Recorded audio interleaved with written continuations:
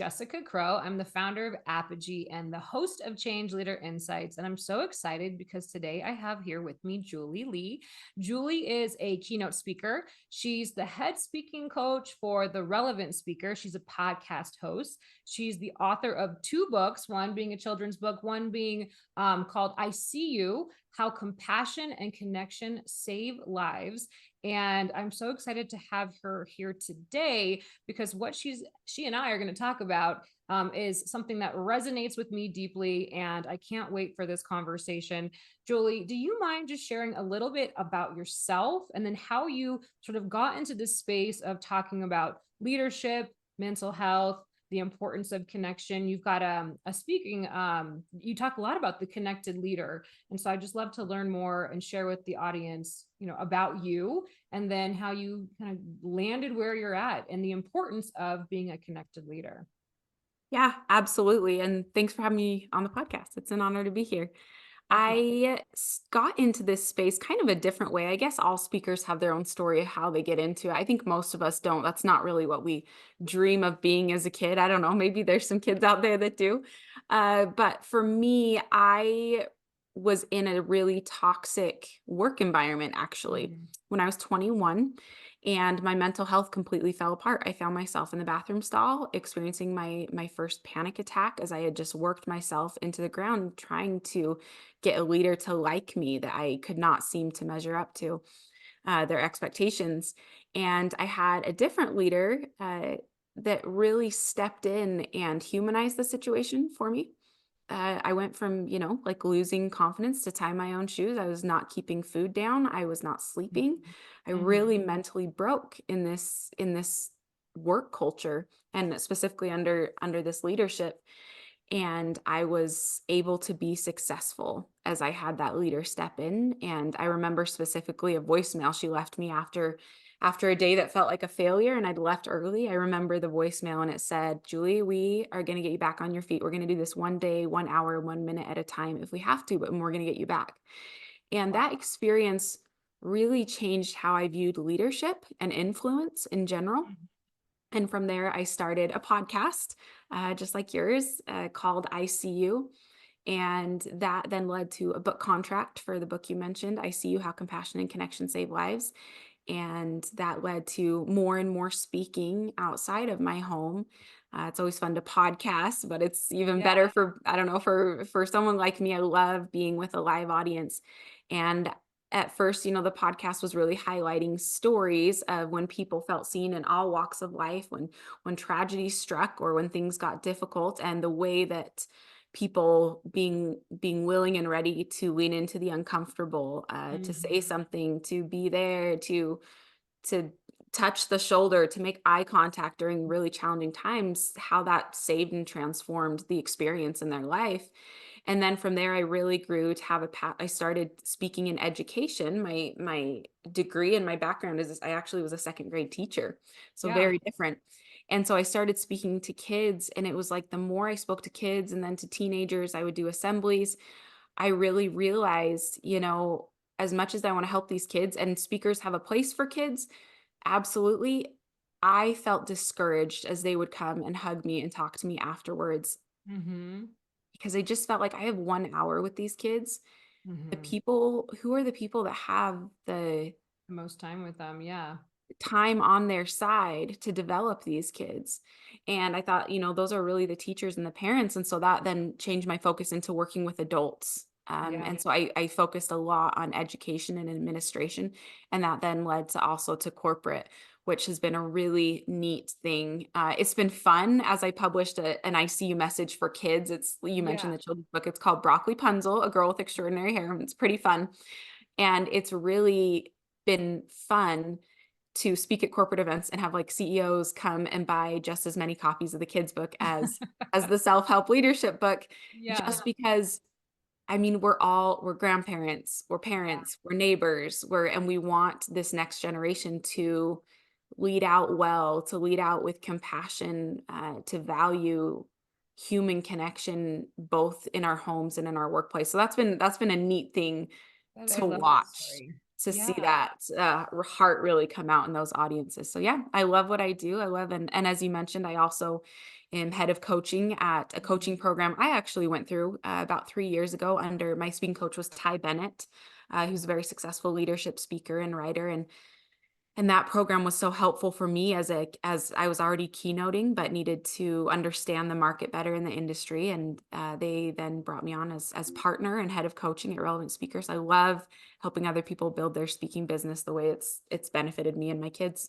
That's fantastic. I love how it's just been this kind of one thing after the other in terms of the opportunities that have come your way. And that's just such a great way that you've been able to build on and expand your reach and connect with people in the way that you are.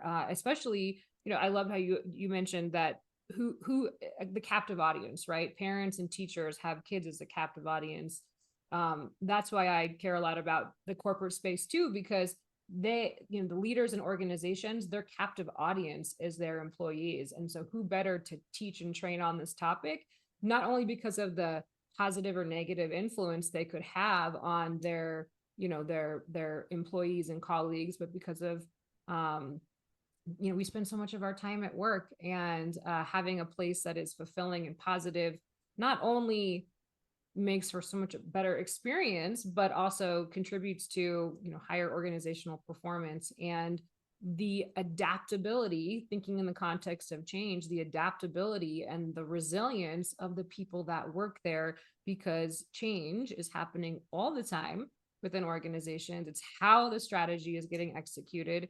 And so being able to connect the dots between what you're saying and being a connected leader who brings that humanness back, and then how that can influence and advance the organization, is such a critical dot connecting moment, I think, for listeners. So tell me a little bit about, what does it look like to be a connected, influential leader? I mean, you've shared how the leader who helped you come back from your breaking point, and now you are teaching and coaching and speaking on this topic. What are some examples of, if I'm a leader of a team, or I'm on a project and I sort of cross-functionally need to, lead and bring people together, what does that look like for me? Yeah, and I have a couple different keynotes and workshops where we talk through this. The connected leader is the one that I usually will give first. And it's really broken down into three things we focus on, which is I see you, I appreciate you, and I trust you. Mm-hmm. And those are, and then we talk about tools around that, asking for specific examples of ways you can do this. I love that, because when I speak, I mean, we've all had a speaker get up and tell an inspirational story, and it's great, but it doesn't feel like it relates to us.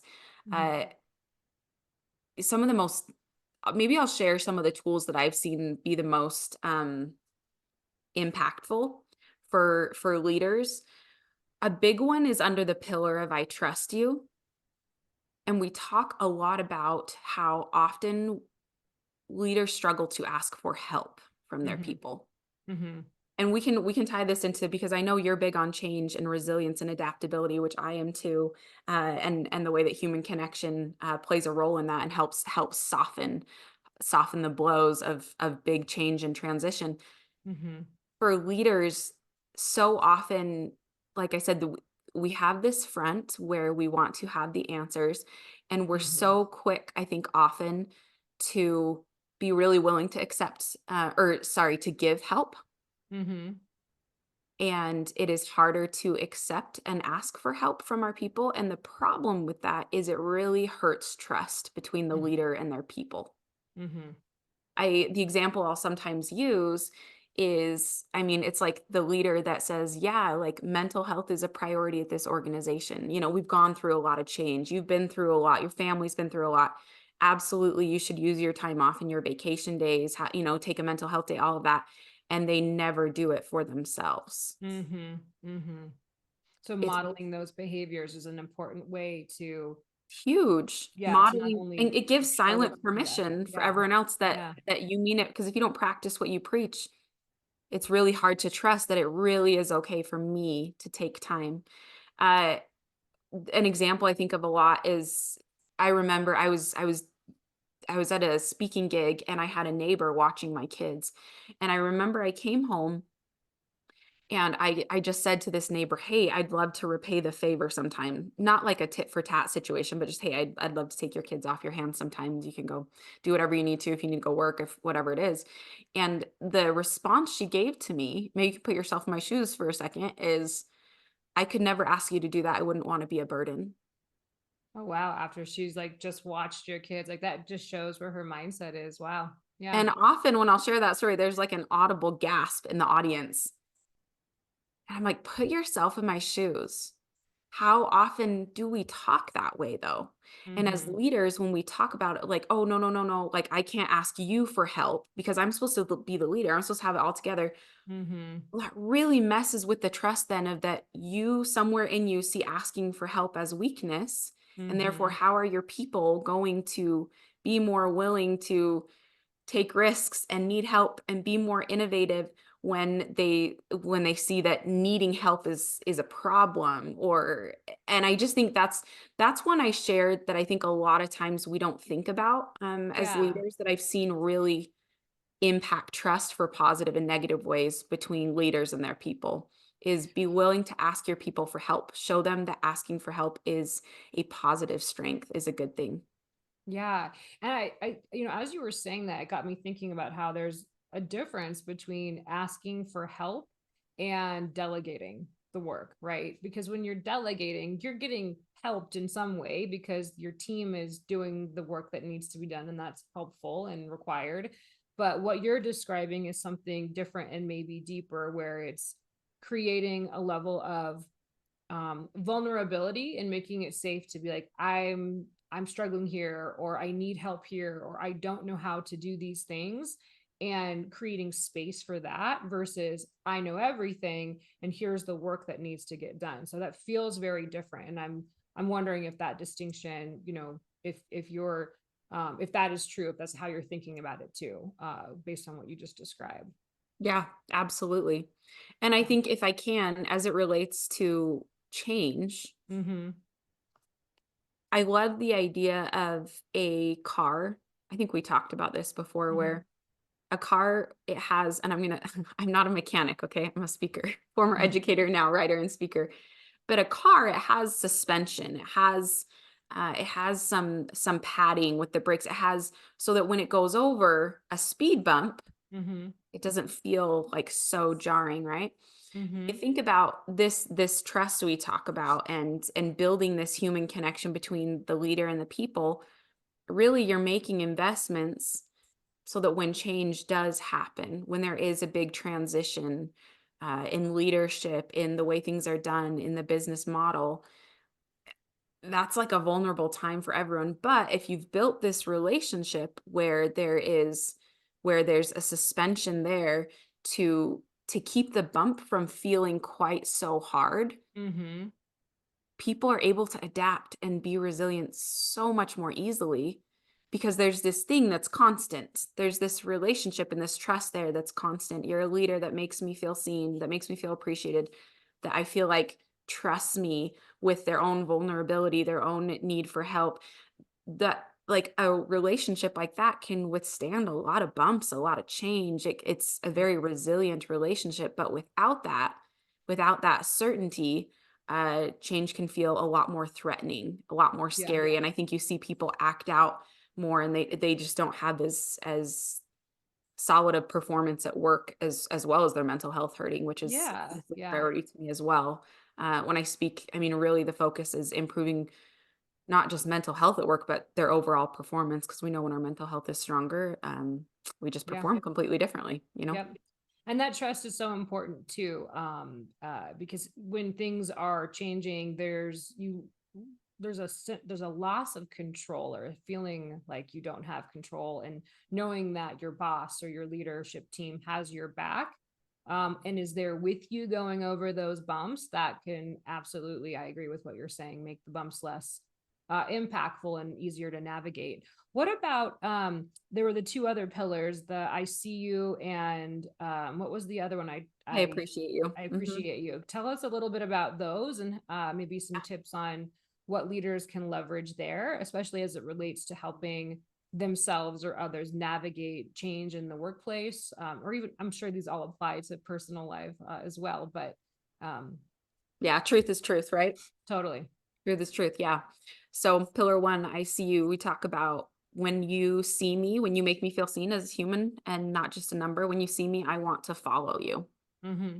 So, Hmm. going back to that kind of my origin story of when my mental health fell apart at work and that voicemail I shared about, we're going to do this one day, 1 hour, 1 minute at a time. That leader saw me as a human in a very vulnerable state. I didn't just get fired. I didn't, right? It was, I'm going to meet you where you're at. I know that there's potential here. I worked with you before and I know that you are struggling and we're going to get you there. And that confidence in me, I mean, I literally was listening under that voicemail, like underneath a blanket on a couch where I was like, I am never getting out from under this blanket. Like my life's over. And what did I do the next day? I got up, I put Hmm. on my mascara while I'm like crying, having so much anxiety. And because when you see me, I want to follow you. Like Yeah. I will follow you. Like when you go to bat for me, like I'm gonna follow you anywhere. And there's a lot of ways to make your employees feel seen and your people feel seen in an organization. Some of the ways we talk about is making conversations about them, Hmm. giving them credit. Big one that's really simple to implement is calling people by their first name. Hmm. As a teacher, I learned that you looked at graphs of kids when you would respond to them with their first name, and the brains just like light up like a Christmas tree. Adults are no Hmm. different. We're just big little kids. Right. So we talk about that. For I appreciate you. The whole idea is that gratitude begets momentum, and especially post COVID. I mean, we look at the statistics of mental health of employees. Oracle's done some really interesting research where of the employees they surveyed, 78% say that they feel like the pandemic severely impacted their mental health. Hmm. 53% report struggling with depression, 52% with anxiety, and 32% even with PTSD. So there are Hmm. a lot of leaders in the workplace that are wondering like, is this even my business? Like people's mental health, like this hasn't always been a common thing that we talk about. Right. And what I love about the pillar of I appreciate you is that gratitude begets momentum. Gratitude creates healing. And when we Hmm. look at those numbers, what we really need is we need a lot of healing from a lot of isolation. Stanford Hmm. Medical, also all research based, shows that the way we combat anxiety, depression, even suicide ideations, social connection. Right. It's social connection, right? And so the entire keynote of the connected leader, we talk about how do we make them feel seen? How do we make them feel appreciated? I mean, you look at like every religious philosophy, every self-help, almost everything out there, every thought leader teaches the principle of gratitude Hmm. Hmm. because of how healing it is to the brain, because it rewires our brain to start looking for things to be grateful for. And so if we look when we look at these numbers, and what I teach leaders is like we can't force anyone to be happy, right? Right. Like I can't even force myself to be happy some days. Right. Happiness isn't your business. It is not your business to make your people happy. That's not your job. Hmm. But if we look at the research with Stanford Medical, connection is. Happiness isn't your Right. business, connection is. Right. Right. So with gratitude, you look at the healing impacts of gratitude and the research based of what it does for people to heal our brains after so much isolation. It is Hmm. huge, and that's why it's the middle pillar there. And different ways, we teach different tools of gratitude, different ways to highlight people in your organization. Hmm. Uh, we bring back an ICU of making sure it's by name, by first Yeah. name, Yeah. and how huge that is, how that impacts the brain. It's been fun to as I speak around the US to hear different ways that companies are doing it, especially post COVID. Hmm. They have different programs of how to highlight people. But I mean, honestly, that yes, there are all these different ways you can do it, fun little programs, things you can have on that hall. But like really what it comes down to is there is just something for it's like it's so simple that we forget it of just saying thank you to your Yeah. people as often as possible. I was gonna say, I mean, I think it can be that simple, right? Like we don't have to wait for those It big is. or a program to show gratitude, to build relationships, to acknowledge the people in your space. And, a lot of what you described with the impact of the pandemic, and just, just workplace cultures in general. And then you layer in constant change and pivots and shifts and all these things that are impacting mental health and wellness and our sense of stability, that something as simple as saying, or a check-in, like, hey, are you okay? Calling people, like using their first names, and then also building in those moments of gratitude can create such powerful shifts in the individual's experience in that moment, and which is so important for leaders to think about. And I'll just sort of reinforce why that's so important with kind of what's not happening today. I feel like, I don't feel like, I know, and I see even with the clients that I'm working with, there's a lot of talk about well-being, mental health, wellness in the workplace, and the connection to change and leadership. There's still an old, you talked about this earlier, not asking for help. I think there's still it's going to take some time to experience the shift that needs to take place in organizations, where the structure of, just kind of holding things close to the vest, not showing emotions, not being vulnerable, not asking for help. That's going to take some time, especially with the, like, what, 5 generations of workers in the workplace today. And so, think about, I'm encouraged by what I'm seeing in our young people and our upcoming leaders, because they crave and want more than I think was possible or even thought about, my generation and up. So it's Oh, encouraging in that regard. absolutely. I was just speaking in Maine for a return client actually this past weekend, Mm-hmm. and I don't in general speak a lot to teenagers, Mm-hmm. but they'd had me up before to speak to their adults, and they said, "Will you come talk to our student leaderships, all the student Mm-hmm. councils in the state of Maine?" And I said, "Sure." And I went up, and just like what you just said, I was so encouraged Mm-hmm. speaking to these kids and engaging with them and talking to them afterwards. They are so excited to just like engage in the humanity of relationships and Yeah. everything they do as student leaders and as the dreams they have for their futures. It is really cool. They see this as really, really important. And Yeah. they see their peers struggling. They see how mental health um, is just a priceless commodity. And Mm-hmm. I was actually just talking to someone this morning about, they were talking about that it was hard for them to pay for therapy, and I just immediately, I was like, that makes sense. Also, you will make more money when you are more mentally healthy. Like, Mm-hmm. there's just no question. And it's the same, I mean, that's the connected leader, like, that's why we talk about this, because at the end of the day, yes, everybody wants their people to be mentally healthy, but also we need to make money, and people perform better and they make you more money when they're more mentally healthy. That's just the That's, yeah. truth. Yeah. So even if it's just based on a money motivation, which is not a bad motivation, we all money to support our families and our dreams and our goals.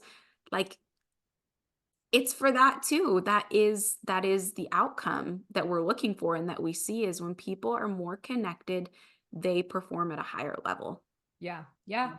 I mean, it absolutely makes sense to me. And I love that you're out there spreading this message and, touching people's hearts and minds in this way, because it's important to continue to talk about over and over and over again.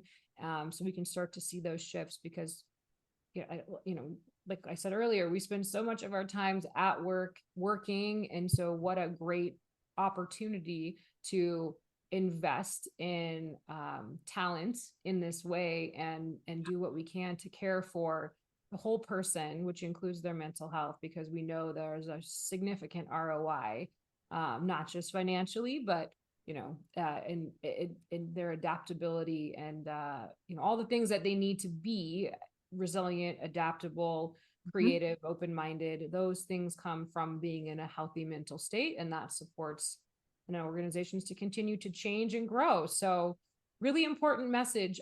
Julie, where can people find you online? Where's the best place to get in touch with you if they're interested in learning more from you? Can you share those links, or where they can go? Yeah. My website is julieleespeaks.com, and then I'm on LinkedIn and most of the platforms, but you can find everything at julieleespeaks.com. Fantastic. Is there any other final words of wisdom you'd like to share with the Change Leader Insights community? I would just say so often we can be overwhelmed by the hard and the things that can possibly go wrong, and I would just say, myself included, as I continue to adapt, to make sure I'm practicing this day to Mhm. day. Don't stress about making other people happy. Happiness Mhm. isn't your business. Connection, that's where you put your focus. That's where you put your mind, is focusing on the connection piece, and the happiness will in the end, and the success will take care of itself. I love that. That's a really important takeaway. Thank you for sharing that. And thank you for being on the show. I cannot wait to share this episode. Yeah, have a great rest of your day and keep spreading the good word, Julie. It was nice to chat with you today. Thanks for having me.